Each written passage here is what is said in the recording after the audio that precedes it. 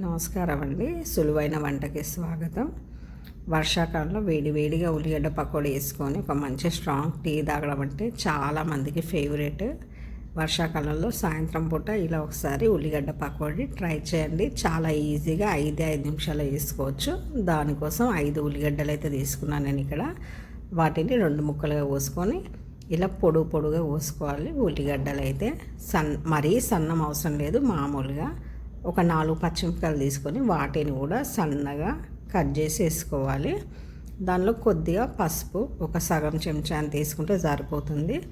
నేను ఇక్కడ ఒక చిన్న బౌల్ అంతా శనగపిండి అయితే తీసుకుంటున్నాను. ఒక కప్ అంతా అనుకోండి శనగపిండి తీసుకొని దాంట్లో అయితే ఒక స్పూను ఉప్పు, ఒక 2 స్పూన్ల కారం వేసుకుంటున్నాను. మనము పచ్చిమిర్చి వేసుకున్నాం కదా, ఈ 2 స్పూన్ల కారం సరిపోతుంది. తర్వాత ఒక చెంచా కంటే కొద్దిగా తక్కువ అల్లం వెల్లుల్లి పేస్ట్ వేస్తున్నాను. ఇప్పుడు వీటన్నిటిని మంచిగా కలిపేసుకోవాలి. ఉల్లిగడ్డల నీరు ఉంటుంది కదా ఫస్ట్, అందుకని నీళ్ళు పోయొద్దు. ఆ ఉల్లిగడ్డలు ఉన్న తడితోటే పిండి అంతా ఒకసారి మంచిగా కలిపేసుకోవాలి. ముందే నీళ్ళు పోస్తే మెత్తగా అయిపోతుంది. పకోడీకి ఎప్పుడైనా మెత్తగా అయిపోతే పిండి బాగుండదు. అందుకని కొద్దిగా చేతిలో నీళ్లు పోసుకొని పిండిని కలుపుకుంటూ ఇంకా కొద్దిగా పడితే మళ్ళీ కొంచెం నీళ్ళు చేతిలో పోసుకొని పిండిని అలా కలుపుకుంటూ ఉండాలి. ఒకేసారి పిండిలో నీళ్ళు పోయొద్దు. అలా కొద్దిగా నీళ్ళు ఎక్కువ నీళ్ళు అయితే ఈ పకోడీలో పట్టేయండి. కొద్దిగానే పడతాయి నీళ్ళు. అందుకని కొంచెం చేతిలో వేసుకొని పిండి మొత్తం మంచిగా పిసుక్కోవాలి. ఇట్లా మంచిగా కలిపేసుకున్నాక పిండి అంతా ఆ ఉల్లిగడ్డలు ఉన్న నీరుతోటి మంచిగా కలిసిపోతుంది. ఒక 2-3 సార్లు కొన్ని నీళ్ళు పడతాయి అంతే, ఎక్కువ పట్టవు.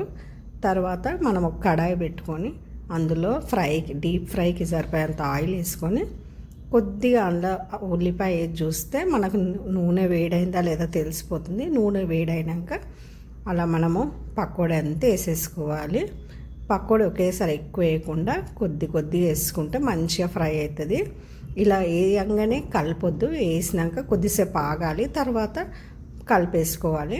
కిందిది పైకి కిందిది అనుకొని మనము దించే స్టేజ్లో కరివేపాకు కూడా వేస్తాను ఇక్కడ నేను. ఎందుకంటే మనకి అది మంచిగా ఫ్లేవర్ వస్తుంది కరివేపాకుది, రుచి కూడా చాలా బాగుంటుంది. కరివేపాకు వేసినాక పకోడీ టేస్టే మారిపోతుంది. నాకైతే ఇలా వేసుకోవడం అంటే చాలా ఇష్టము, అందుకే ఇలా వేస్తాను నేను. అయితే ఎక్కువ మాడనియొద్దు ఉల్లిగడ్డని. ఎప్పుడైనా పకోడీలా చేదు వస్తుంది. ఈ మాత్రం ఉంటే సరిపోతుంది. మరి ఎక్కువ నల్లగా అయిందనుకోండి, మాడిపోయిందనుకోండి, టేస్ట్ అసలు బాగుండదు. అందుకే కొంచెం బ్రౌన్ రాగానే తీసేసుకోవాలి.